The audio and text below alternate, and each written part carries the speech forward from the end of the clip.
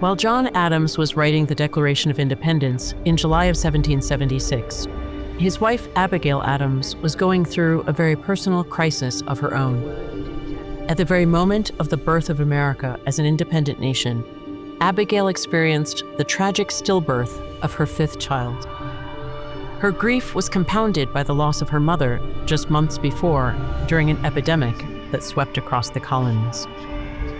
This episode in the life of John and Abigail Adams reminds us that when the American founders pledged their lives, their fortunes, and their sacred honor, a large portion of the sacrifice was borne by the wives and families of the patriots. We are blessed as a nation to have the letters of John and Abigail Adams as a window into the sustaining relationship that women played in the founding of our country. Let us look more closely at what was going on the home front while John Adams was participating in the Continental Congress in Philadelphia, far from his home in Quincy, Massachusetts.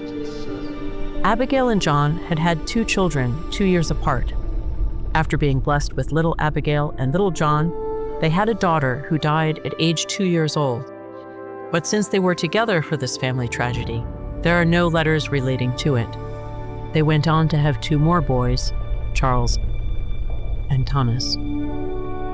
In 1775, when Abigail's mother dies, John is far from the scene of the deaths of intimate family members, and he takes a somewhat detached and stoic approach to this personal tragedy. It is, for him, drowned in the general calamity. It is not uncommon, he writes from Philadelphia, for a train of calamities to come together. Fire, sword, pestilence, famine often keep company and visit the country in a flock. But Abigail, much more immersed in the nursing of the dying, turns not to philosophic consideration, but to the scriptures for consolation. It has pleased the great disposer of all events to add breach to breach. Rare are solitary woes, and they come in a train and tread each other's heel. She pours out her complaint using the language of the Psalms and the prophet Isaiah from the Hebrew Scriptures.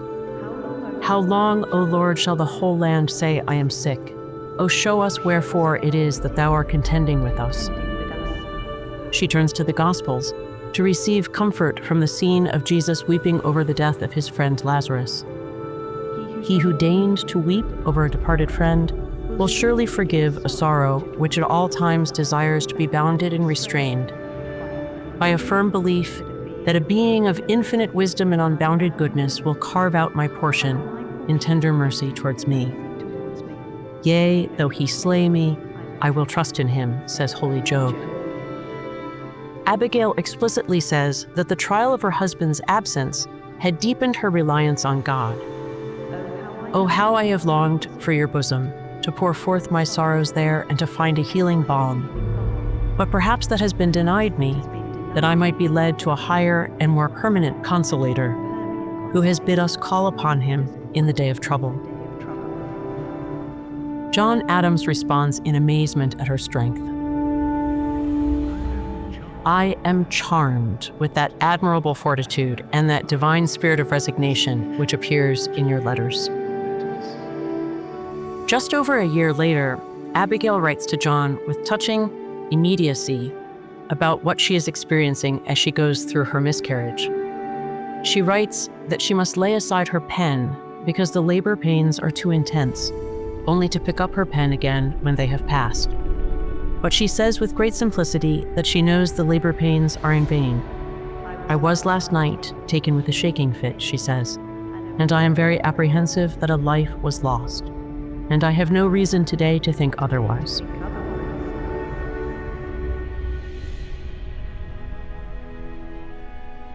John writes to her his famous compliment. It gives me more pleasure than I can express to learn that you sustain with so much fortitude the shocks and terrors of the times. You are really brave, my dear. You are a heroine. And you have reason to be.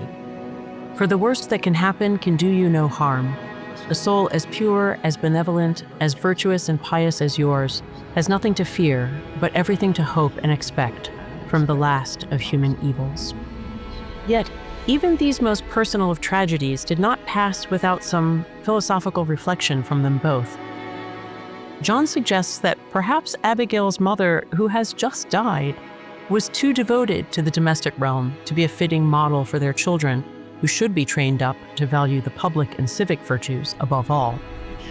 It should be your care, therefore, and mine, to elevate the minds of our children and exalt their courage, to accelerate and animate their industry and activity. If we suffer their minds to grovel and creep in infancy, they will grovel all their lives. But their bodies must be hardened, as well as their souls exalted. Without strength and activity and vigor of body, the brightest mental excellencies will be eclipsed and obscured. This is not the only time that John is critical of a life that is too limited in its horizons. Reflecting on the great Roman philosopher Cicero's discussion of the levels and degrees of human sociability, John thinks that too great concern for the personal and the local can pervert the intellect and will. But Abigail adroitly responds by quoting and acknowledging Cicero's dictum: "Our country is, as it were, a secondary god and the first and greatest parent. It is to be preferred to parents, wives, children, friends, and all things, God only excepted. For if our country perishes, it is as impossible to save an individual as it is to preserve one of the fingers of a mortified hand." Nevertheless, she gently reminds him that his absorption in public affairs sometimes leads him to neglect important domestic duties as a father. She reminds him that he is responsible for the moral education of his children. She points out that his children's virtues would be doubly enforced could they be indulged with the example of a father constantly before them. She insists that public virtue must be backed up with virtue in private life as well, that civic obligations cannot be separated from religious and moral obligations. "I have been led to think, from a late defection, that he who neglects his duty to his Maker may well be expected to be deficient and insincere in his duty towards the public." Abigail insists that merely civic motives cannot replace the more internal motives of religion and morality. Let revenge or ambition, pride, lust, or profit tempt these men to base and vile action, you may as well hope to bind up a hungry tiger with a cobweb as to hold such debauched patriots in the visionary chains of decency, or to charm them with the intellectual beauty of truth and reason. She clearly got through to John, because years later, looking back at the founding, he echoed her image. "We have no government armed with power capable of contending with human passions unbridled by morality and religion. Avarice, ambition, revenge, or gallantry would break the strongest cords of our Constitution as a whale goes through a net. Our Constitution was made only for a moral and religious people. It is wholly inadequate to the government of any other." Abigail's insistence that religious and family obligations are fundamental to a thriving republic helped shape America's founding. George Washington would famously confirm this insight in his farewell address. "Of all the dispositions and habits which lead to political prosperity, religion and morality are indispensable supports. In vain would that man claim the tribute of patriotism, who should labor to subvert these great pillars of human happiness, these firmest props of the duties of men and citizens." The founding generation inherited these ideas about the interconnectedness of duties to God, Father, and country from the long-standing classical and Christian tradition in which they stood. The ancient statesman Marcus Tullius Cicero, who had stood up for the liberty of the Roman Republic against the tyranny of Caesar, was not just the founder's tutor in the understanding of the Republic and the laws. The American founders had been educated in his moral philosophy by reading his book On Duties, which was the textbook for ethics throughout the Christian ages and into the modern period. John Locke, the English Enlightenment philosopher, said that Cicero's little book on duties was the most important book that a parent could put into the hands of their children. The American founding generation read there of the interconnectedness of the laws of nature that unite all mankind under God, family, and country.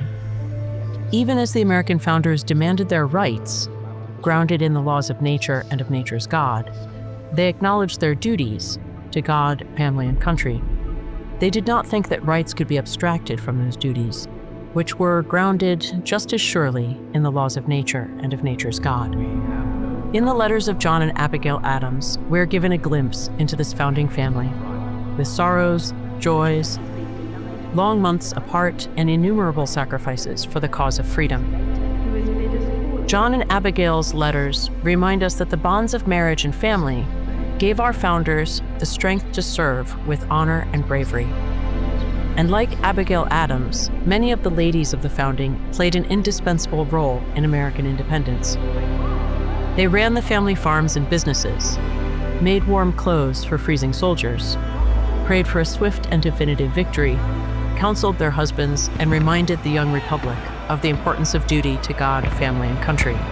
And we will forever remember the ladies whose quiet service and tireless toil helped give birth to this new land of liberty.